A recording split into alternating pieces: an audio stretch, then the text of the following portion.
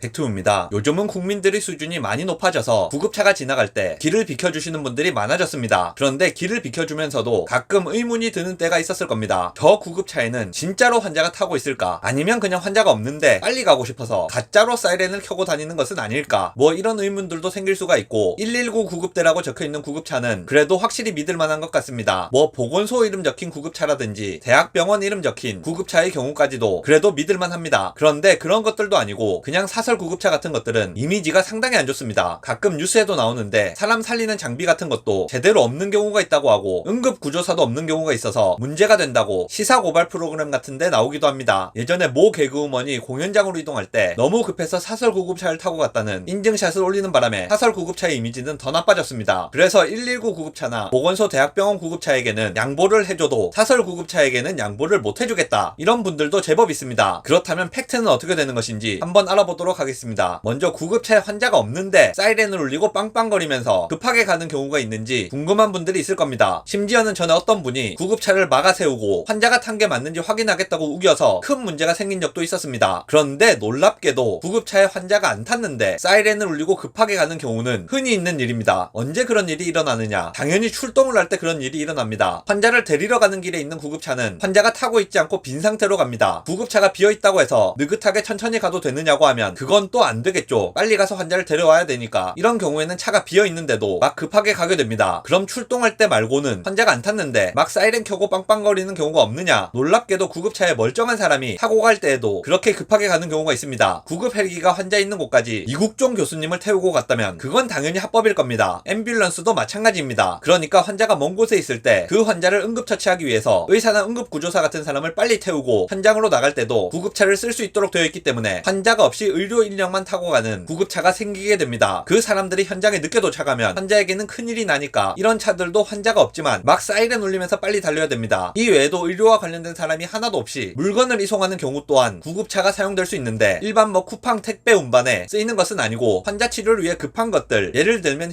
혈액이라든지 급하게 써야 되는 의료 장비라든지 이런 것들을 운반할 때 퀵으로 쏠 수는 없으니까 구급차로 빠르게 이송을 해야만 합니다. 그러니까 환자가 없는 구급차라고 해서 그냥 느긋하게 다녀도 되는 경우는 거의 없고, 구급차는 일단 출동했다 하면 안에 사람이 누가 탔든 뭐가 들었든 간에 빠르게 이동을 해야 하는 상태라고 생각하시면 됩니다. 그럼 119 구급차랑 사설 구급차의 경우는 어떨까요? 일단 결론부터 이야기하자면 사설 구급차 또한 환자가 타고 있고 119 구급차와 똑같은 취급을 하는 것이 맞습니다. 비록 사설 구급차가 119 구급차에 비해 관리가 안 되고 있는 경우가 많은 것은 사실이지만 그거야 구급차 관리의 문제인 것이지 거기 탄 환자가 나이롱이라는 말은 아닙니다. 보통 사설 구급차의 경우에는 병원 간 이송을 담당하는 경우가 많습니다. 119 구급대의 경우에는 병원 간 이송을 담당하지 않습니다. 그렇기 때문에 병원 간 이송은 사설 구급차를 타는 것이 맞습니다. 예를 들어 어떤 환자가 사고로 다쳐서 119 구급차를 타고 근처 응급실에 갔습니다. 그런데 응급실에서 보니까 상태가 너무 안 좋아서 거기 응급실에서는 해결이 불가능합니다. 그럼 그 환자는 119 구급차를 타는 것이 아니고 병원 구급차나 사설 구급차를 타고 상급 종합병원으로 이송이 되게 됩니다. 동네 응급실에서 못 고쳐서 빨리 상급 종합병원으로 이송 중인 환자인데 사설 구급차를 탔다는 이유로 나이롱 환자 취급을 하는 것은 문제가 있을 겁니다. 또 이런 사설 구급차들은 119 구급차가 아님에도 불구하고 근처 소방서에서 긴급 출동 요청을 받으면 의무적으로 출동을 해야 하기 때문에 사설 구급차나 대학병원 구급차지만 119 구급대의 공식적인 임무를 위해 출동을 했을 가능성 역시 존재합니다. 구급차는 구급차의 종류와 상관없이 출동 명령이 있으면 출동을 해야 합니다. 그러니까 사설이라고 해도 정상적인 119 구급차와 똑같은 역할을 하고 있는 경우도 있다는 말입니다. 현재 도로교통법상 긴급한 상황이 아니라면 사이렌과 경광등을 쓰지 못하게 되어 있기 때문에 일단 사이렌과 경광등이 켜진 구급차라면 119 구급차든 병원 구급차든 사설 구급차든 긴급한 상황이 있다고 생각하시고 대처를 하시면 됩니다. 영상 요약하겠습니다. 구급차는 구급차의 종류와 상관없이 위급한 상황에서 운영이 될 수 있기 때문에 구급차의 종류를 가리지 마시고 양보를 해주시면 감사하겠습니다.